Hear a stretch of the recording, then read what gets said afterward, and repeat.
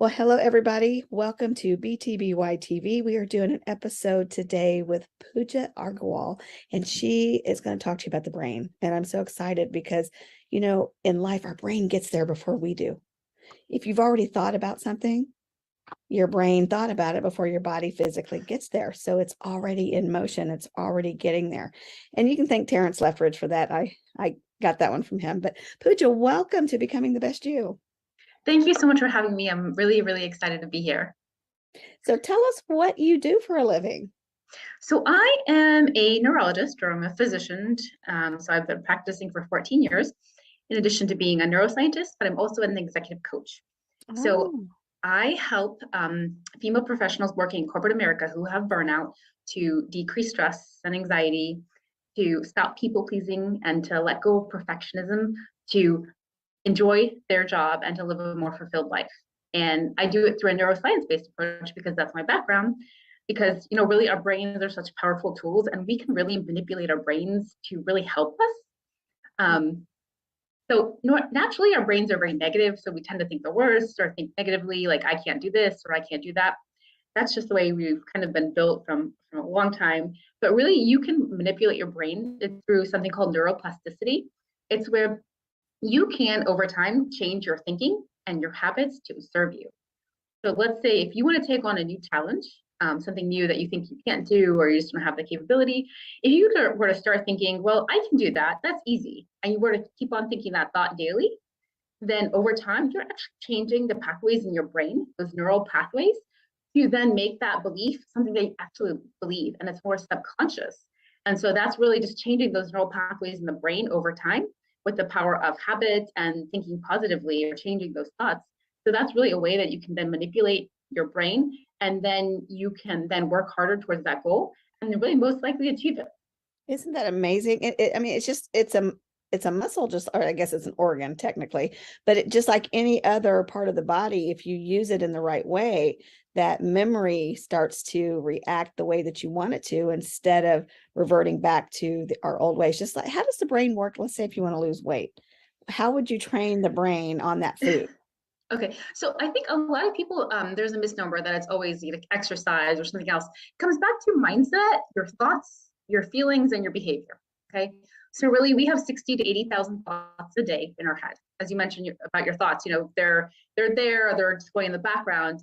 But then we're not really self-aware of what we're thinking and what we're feeling. We react. We often react to those feelings or those thoughts before even thinking.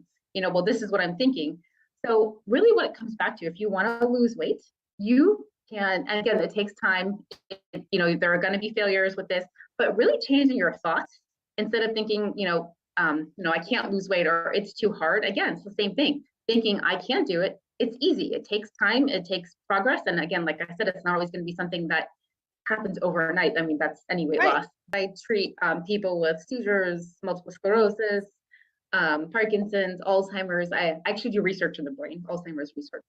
So that's something that I love doing. And I just, like I said, the brain is so fascinating. And I Oh, think it is. we can really do so much with our mindset and brains to really help serve us instead of a disservice. Like, thinking positively and all those things can really change your life. It's true. I know somebody that claims that um the thought process can control you having a happy day or a bad day. So, it's bad things happen, but it's how we respond to what happens that gives you the outcome if it's going to be a bad day or a good day. Somebody says, well, if somebody dies, that's going to be a bad day. It is, but you can choose to wallow in it and stay there for years, or you can choose to accept it and then change the way that you're acting around it. So how do you train the mind to think differently? Okay, so this comes back to actually some of the coaching that I've had. I got certified at the Life Coach School. And so there's something that we use, it's called a thought download. So you have a circumstance, and this circumstance is neutral. So let's go with the example that you just mentioned, where somebody in your life passed away or somebody passed away. Okay, so that's your circumstance. So let's say somebody's friend passed away. So then what is your thought about that? You're thinking, well, that's, very sad, or that's very difficult to hear. And then what is your emotion associated with that thought? It's sadness. It's, feeling just, you said, depressed or something that happened. And then you kind of then your actions are then, you may cry, and you may sometimes, it may take years for somebody to get over it. And then that you can change that thought pattern though. Obviously, if somebody passes away, it can be sad for people, but it could also be, you could think that, well, the circumstance that's neutral, that person passed away, you could think, well, I'm going to celebrate life. I'm going to show them, that I am going to always remember them and celebrate them. And then that would be more happy, positive thoughts. And then you could choose to then remember them. That would be the action. You would remember them, think about them every day. And so that's the way you can actually manipulate the brain and change those thoughts. And so that's something that I do with my clients, helping them with their thought downloads, or some people call it a brain dump. Your brain, I like the download. I like the download version of it, because that's exactly what you're doing. Whatever you're thinking up here, you're downloading to create the action. Just like with exactly, where you download that app, and then the computer works that app because it's been downloaded onto its hard drive. Same way with our body. Yeah, so exactly. I mean, I really think once we become more aware of our thoughts, it helps us to show up better in life. It helps us to remain more calm in certain situations instead of just reacting. Because really, it comes down to your thoughts and your feelings. Those both affect how you react and how you act in life. Oh, absolutely. So tell me how you got involved in neurology. Okay, so neurology, I always knew I wanted to be a doctor from the time I was young, or a physician. But it wasn't until my first year of medical school, and I was actually dissecting a human brain. And again, this is what we do for learning. So learn, about the human anatomy as a part of it. So I was dissecting the human brain and looking at all the neural pathways, where your, what we call your motor cortex, or what controls your movement on one side of the body or the other side of the body. So dissecting the brain and learning all about it, that was like my favorite class, neuroscience or neuroanatomy. And just from then on, I was like, I need to be a neurologist. I don't know. I thought about adults and pediatric neurologists. Finally, I settled on adult, because pediatric neurologists, or kids can't tell you what all their symptoms are. Yeah, so that's true. It could be very easy to misdiagnose. Yeah. So that's why I settled on adult neurology, and I absolutely love the brain. Like I said, it is such a fascinating organ, and we still don't know as much as there is about the brain as we should know. So when you were a little girl, you're wanting to be some type of a doctor. So you finally are into medical school, you're dissecting the brain, and then you just got intrigued with it. What are some of your favorite parts that you treat on a day-to-day basis with your patient? What is your favorite part of your job? Yeah, so I'm a neurologist, but then also my subspecialty is epilepsy or seizures. So I treat people with seizures, and then also I like treating people with Alzheimer's, Parkinson's, multiple sclerosis, migraines. And so those are all bread and butter neurology. So I like treating all these different medical conditions. And so, I mean, those are most of the patients that I see that come in with those medical conditions or those symptoms. So, I mean, but I have to say probably seizures, since that's my subspecialty. So, there's different levels of seizures, isn't there? Or different types of seizures. Could you maybe talk about some of those? Yeah, so there are a few different types. I'm not going to get into all the technical aspects because it's very detailed, but there's certain ones where you have what we call generalized tonic-clonic, where you have stiffening and jerking. They used to be known as grand mal seizures. And then there was also a classification in the past, not really now, it's called petit mal, which are complex partial seizures. So you're basically you're not jerking or stiffening, but you're not aware, like you're kind of dazing off. Okay. So, and then there's a lot of other ones where there's simple motor seizures where you just get like jerking on one side, but you're still aware. You could have seizures where you have sensory changes without any change in your consciousness or awareness. So there's a lot of different types of seizures depending upon where that seizure originates in the brain. I've known several people that get them, and some people even have service dogs, because I guess the dog can smell if something's getting ready to happen. So a chemical or something must go off when that happens, or something for a dog to be able to smell the difference. So I think it's actually a change in the way their owner is behaving that they are noticing. Because oftentimes seizures will be preceded by something called an aura. So an aura is maybe a change in their behavior, or there's something that the dog may sense. Then that's why they then can sense when a seizure is coming on. And so I think they're trained in that. Again, I'm not an expert in seizure dogs exactly and all of that, but I think that's the way they know.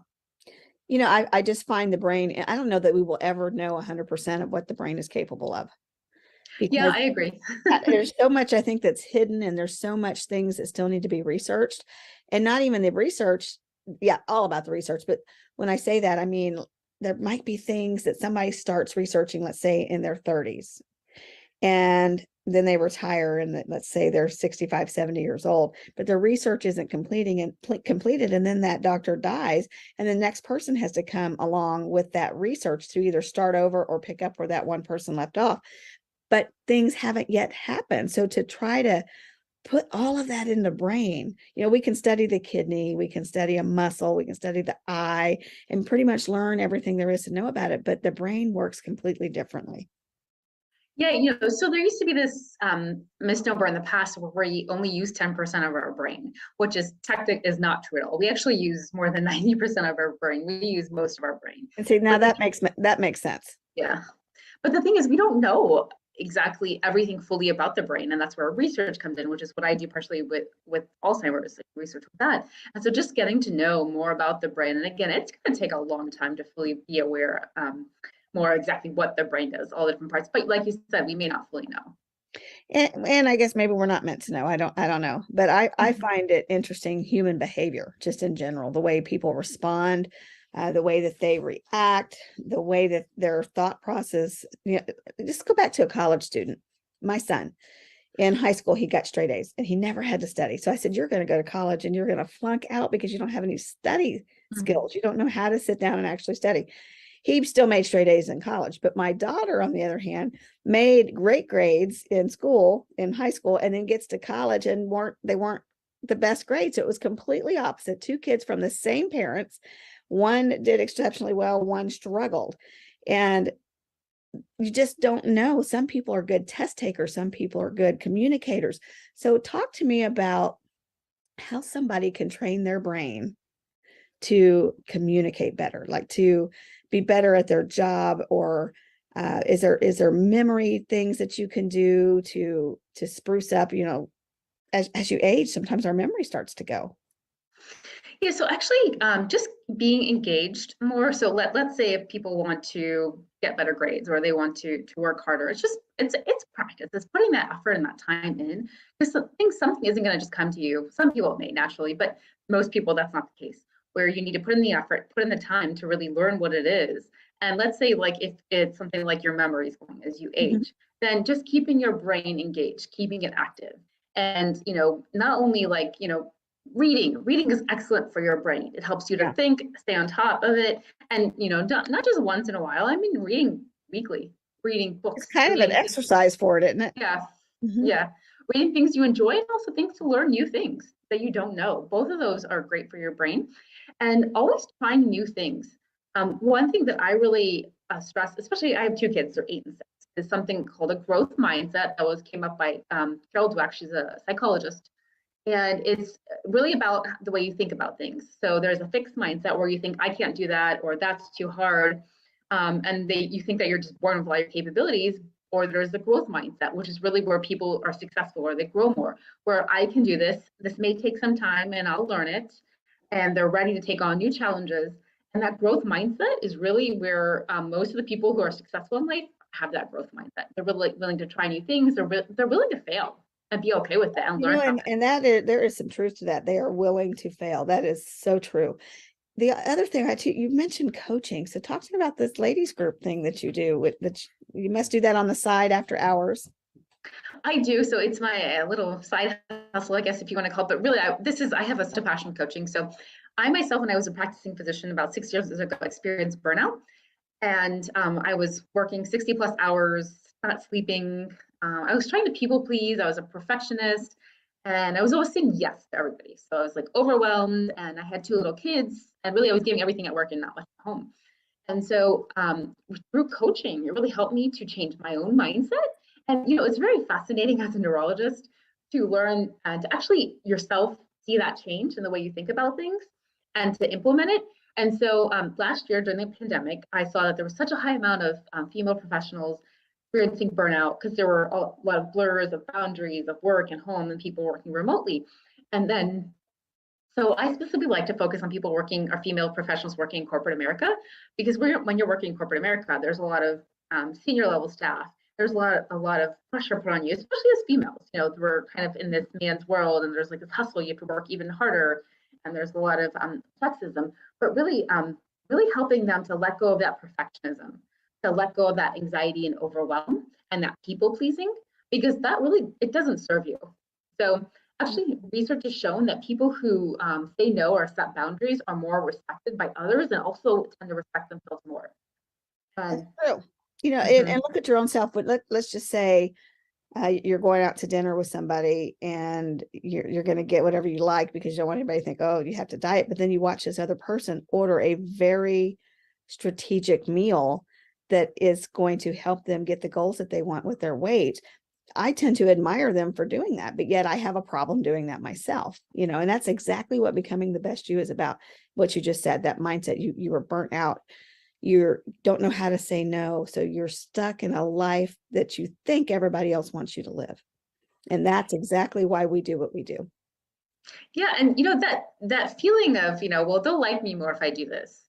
But then you lose who you are. You do all these things you don't want to do because you want to help other people out, because you want to people please. And then you don't have time to do the things that you need to do or take care of yourself or practice self-care. So that people pleasing, that perfectionism, and all of that, we need to let go of that, because all of that contributes to burnout. It absolutely does. And then when you're burnt out, it's unhealthy, you're unhappy, and then it affects your environment around you. So if, I would much rather regroup and have a healthier mindset than to have all the things and everything that brought me down to have a negative mindset. People say, what do you mean? If you have this large house payment and these expensive cars and you can't go out and enjoy life because you are stuck to debt, how is that happy? And then you're stuck in a job because you got to pay that debt instead of maybe selling that car or selling that house and downsizing to go out and get that job that really would make you happy, that would give you the family life that you wanted.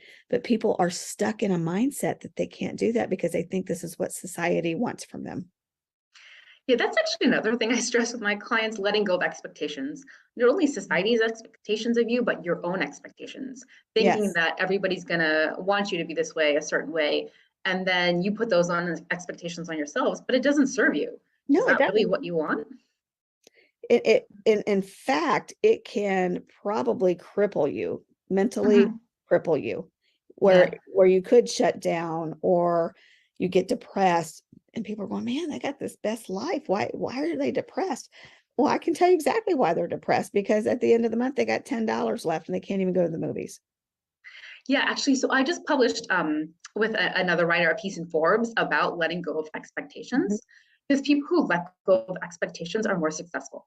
When you put those expectations on yourselves and you don't meet those expectations, then it leads to self-doubt, shame, and guilt. And Mhm. then you ruminate about not meeting that expectation. And then again, it leads to inaction. You can't separate yourself from not meeting those expectations. And then our brains, again, just keep Mhm. on ruminating about those thoughts, separate. And then again, really, when we let go of those expectations or thinking that we need to be a certain way or reach a certain goal at a certain time, is really when we can have more success and even more happiness and joy. Yes, absolutely. And we're meant to be happy. If we weren't, then that emotion wouldn't exist. Yeah, definitely. So give us some tips of becoming the best you with the mindset. Give me some positive things that our viewers can learn from. Okay, so here are 4 things that I recommend that your viewers do. These are things you can implement right now. They don't cost any money. So the first thing is waking up in the morning and practicing gratitude. What I Mm. mean by gratitude is being grateful for what you have. So coming up with 3 to 5 things, saying them out loud, looking in front of a mirror, saying 3 to 5 things that you're grateful for. So what happens is when you do this on a daily basis, you're changing those neural pathways. You're thinking more positively. And what happens is the gratitude actually increases dopamine, which is your Mm. pleasure chemical in your brain, norepinephrine, and serotonin. And then this makes you happier over time. Because instead of focusing on what you don't have, you're focusing on what you have. And then you're more appreciative of Amazing. that. And Yeah. I could see how that absolutely would happen. Yeah. Yes. So the second thing I recommend is starting your day also with 3 positive affirmations about yourself. You can pick whatever they are, but saying them out loud again in front of a mirror and looking at yourself and saying them like you mean it. Again, that's another way to help change those neural pathways, and then to help you feel positive. And the third thing is to start journaling. All Mm. you need is a notebook and pen, and do this at the end of the day. Take 5 to 10 minutes and journal about whatever it is that happened during the day, your thoughts, your feelings, and actually even, for some people, if they want to, they could use that time for journaling to do that thought download that I mentioned earlier, to actually change the way they're thinking. You can actually self-coach yourself a little bit Wow. to change your thoughts. Most people wouldn't require a coach because you need accountability, but it's I was something going to that some say I people would may need be the able to accountability. do. If I was Yeah, doing it myself, I'd say I'll just do it tomorrow. Oh, we'll start yeah. tomorrow. Yes. And the fourth thing that I recommend is breath meditation. And for some people, it might think it's like woo woo, but all it is waking up in the morning, spending 5 minutes by yourself alone in a quiet room, taking deep breaths and doing it for 5 minutes and just focusing on your breath. Sitting down, putting your hand on your heart and feeling your chest go up and down and taking slow, deep breaths. And doing this for 5 minutes can really help you to have a better day and overall better mood. And again, this comes back to the research or science, because this helps you to become more calm, do not react in stressful situations. And there is research behind this that shows that meditation really helps your brain. Yeah, meditation can be huge. Not only that, it clears the brain because if you're focusing on the breath, you're not focusing on the other stuff that consumed you earlier. Mhm. Exactly, exactly. Yeah. So you're got a special little thing going on. You're getting ready to be in a magazine called She Exists. Talk to us about that. Yeah, so I came across Janelle Harris through another friend who lives in Orlando, and I heard great things about her, Mhm. and I saw her magazine cover, and I saw the magazine. I was like, thought this is wonderful. I would love to be a part of this, and so I'm going to be part of one of the next issues. I'm not exactly sure which one at this point. I think it's October, but we're going to have a showcase on November 12th in Tampa, and I'm excited to be a part of it. It's an amazing magazine. It really talks about female empowerment and really showcasing female powerhouses and what they're doing. Yes, I'm Janelle is just a fabulous person. Her idea behind this magazine is just phenomenal. And the gala, I think it's open to the public. So she's going to send me over some links that I will put through. And anybody, if you're in that Tampa area, can go to it. Tickets are very reasonable. And who doesn't like to get dressed up and go out and celebrate? You know? Exactly, Yeah. exactly. Yeah. So in your line of work, so you look like you're about 25. You look like you're still in college. How long have you been doing this? So I've been a physician now for like 14 years, but coaching I've been doing for the past about 2 years. And Okay. so research I've been doing for the past couple of years. So it's something that I really enjoy, and just the brain is so fascinating. It is. And what better way to have a coach that helps females that's also a neurologist that understands why it is that you need the coaching in the first place. Yes, exactly. That's my expertise, that brain already, and then the coaching on top of it. I can really help change my clients' lives. So now do you coach via Zoom, virtual? Do do you do it in person? How can they get in touch with you if they want this? Yeah, so they can actually go to my website. It's www.zenfulbrain.com.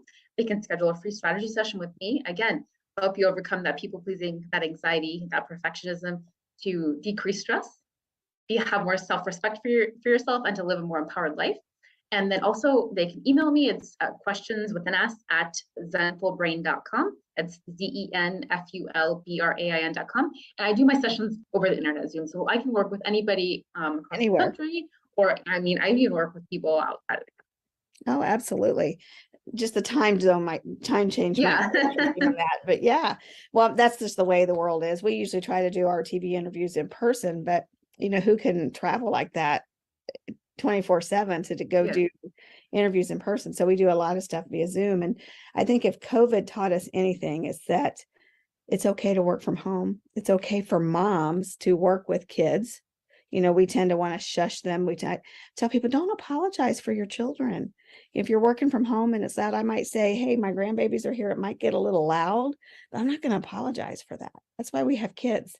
And I think our society needs to reflect on being more appreciative of that mom that's trying to earn an income and trying to raise babies, because it's hard work. It's really hard work. And I think it's okay that our kids are involved. And you think back to, well, before our time frame, kids went to work with the parents all the time. They didn't have daycare. They didn't, you went out in the fields and work, your kids were there with you. You owned a shop, your kids were in that shop with you. And even there's a Chinese restaurant here in the town that I live in. And I watched this lady's kids grow up. They had playpens and stuff, and those kids went to work with her. And I tell people, as Americans, we have it wrong. Mhm. We want to kick our kids out as soon as they graduate high school. We just have it wrong. We don't have that family time anymore, that closeness that we should have. Can you give us some tips on how to have a better family life? Yeah, so I actually am the daughter of immigrants. My parents were both born in India. They came here like a long time ago. I was born and raised here though. But I actually grew up, my parents have their own accounting firm, and I grew up going there when times were busy, Yeah. when they had to work. And that was something like me and my siblings always did. So I think that really it is important that we allow moms or even dads Well, to, yeah, to bring either. their Yes. kids to work if they have to, or if it's feasible, and to really make it okay. And I Hmm. think a lot of that comes back to expectations from society. So I think, things that people can do is, if they need more flexible work time, is, ask your employer, be open, be like, look, I have kids. Can I bring them? Is it okay? Is there a certain way to work it out? Or can I work from home? You Right. know, people a lot more these days are willing to be flexible to keep an employee, because I think it's harder for them to actually go out Yeah. and find one. Yeah. Who wants to retrain, especially if you've got one that's valuable? And sometimes when that employee is working from home, you might get more from them. Yeah, actually, I think that there actually might be more productivity with people working from home. There are certain studies that show there is more productivity and maybe a little less to less. Again, I think mostly it's probably you're more productive at home because you're able to take care of your kids if you have to, and Mhm. then still able to work. And then, so the other thing I recommend that, to have that work-life balance is set boundaries. Okay. So I Mhm. think some employers or bosses or managers have some kind of expectation that you're just going to be available 24/7. Turn off that email when you're end of the day, and don't answer the phone if they call. Make it a habit.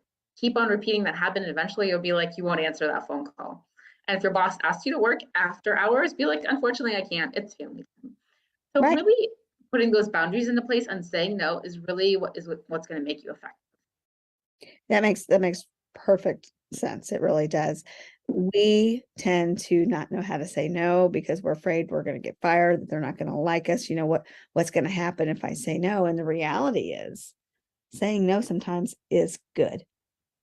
Yeah, and to be honest, if they do fire you, who wants to work there? If they don't Right. want to honor you as an Yeah. employee, who Mhm. wants to work there? That's completely right. But see, we don't think that way because we don't value ourselves enough. We think that that's the best job that I'm going to get instead of I am hireable. I am valuable, and any employer would want me on their team. So to change that mindset will get you that job that you want. And that's exactly what becoming the best you is about, is we promote that type of stuff. So, well, Yeah. give us some words of wisdom in parting. Okay, so I really want to talk about one phrase that I live by now. It's called I can do it. Okay. So often we tend to complain about things if they're not working a certain way or they just don't work out. But what does that really do? Complaining doesn't really get us anywhere. Instead, thinking I can do it or I can think of a way to change this and implementing that will help serve you more in life. And really working on that, decreasing complaining and saying I can do it or I'm going to think of a way to change this will help serve you more. And also, that phrase I can do it, any new challenge that comes your way, think I can do it. If it's something you want to do, obviously, think I can do it. Be okay with failure. It's okay to fail, it's a part of life, and you'll actually be more successful the more you fail. That is so true. That is so true. Well, thank you, Pooja, for coming. I really appreciate your time. We tend to hide our feelings, and then that tends to also create unhappiness. I think that an unhappy person leads themselves to sickness, leads themselves to, depression, to being a hermit, not wanting to associate with people, and that's not healthy. So if we can change our mindset to a happiness place, and I mean, we're not going to be happy 24/7, but if we can at least learn how to make the best of every situation, I believe that it will change your life, and that's one of the things that I focus on. Yeah, like you said, that is very important, making the best of what you have. Well, thank you. Tell us how they can get in touch with you again one more time so they can come find you if they want to. Okay. So So you can actually find me on my website. It's www.zenfulbrain.com. That's ZENFULBRAIN.com. They can email me at questions@zenfulbrain.com. And then I'm also on social media. You can find me actually on TikTok. It's at zenfuldoctor. And then I'm on Instagram. It's at zenfulbrainofficial. Okay, wonderful. Well, thank you guys. And remember, like we just said in the beginning, change that mindset, change your actions, and it will change your life. Stay tuned for more encouraging stories. So I'll stop the recording.